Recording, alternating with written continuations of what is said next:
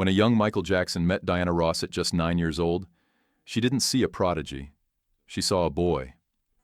Her first word to him, "sweetheart," created a lifelong imprint. While the world saw a rising star, she recognized a fragile soul seeking belonging. Their relationship transcended labels. Ross became mentor, muse, and emotional anchor. Michael often described her as mother, sister, lover, revealing the complexity of their connection. Decades later, Ross broke her silence, describing their bond as one rooted in care, not scandal. A quiet love defined by understanding and compassion. The Wiz, where friendship deepened into emotion. In 1978, The Wiz became more than a film. It was a chapter of closeness for Ross and Jackson. Starring as Dorothy and the Scarecrow, they shared unguarded time, laughter, and mutual vulnerability. Crew members noticed their tenderness off camera, the unspoken connection between them. Away from fame's noise, Michael found safety in her presence. Their chemistry glowed on screen, revealing trust beyond performance. Though The Wiz failed commercially, it marked an emotional turning point for Michael. He had been seen and accepted without judgment, something he had always craved. The love he never stopped carrying. By 1982, Michael's love for Diana had become an open secret. During an Ebony interview, he confessed, "It's Diana Ross. I love her." His words were neither playful nor rehearsed. They were a truth he couldn't hide. When Diana married Arna Ness Jr., Michael didn't attend the wedding, disappearing for days instead. His silence wasn't bitterness. It was heartbreak. Friends recalled him speaking of her with reverence, never resentment. He didn't replace her or move on publicly.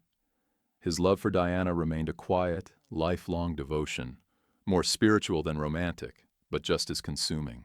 Whispers hidden in music. Michael often used music to speak the truths he couldn't say aloud. Songs like Dirty Diana and Remember the Time carried emotional echoes of his feelings for Ross. Beneath the pop perfection were stories of longing, loss, and nostalgia. Those close to him knew these tracks weren't random. They were coded confessions. Even at Neverland, he kept a private room dedicated to her. Photos, letters, memories frozen in time. It wasn't obsession, but reverence. His art became a way to immortalize what words couldn't express, a love that never found its moment, yet never faded. A will that spoke louder than words. The depth of their bond became undeniable when Michael's 2002 will surfaced, naming Diana Ross as the guardian of his children if his mother, Catherine, could not fulfill the role. This decision symbolized profound trust. For Michael, Diana was not just an idol, she was family. Her silence afterwards spoke volumes. She neither confirmed nor denied. She simply carried his memory with quiet dignity.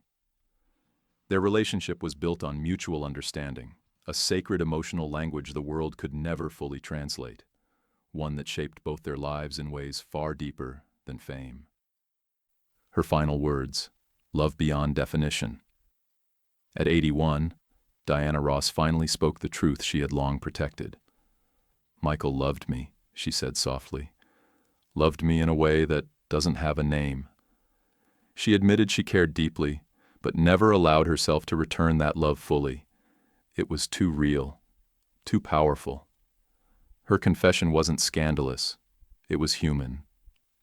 In 2025, at the Met Gala, Ross embodied her legacy in an 18-foot gown embroidered with her family's names, a tribute to love, life, and endurance.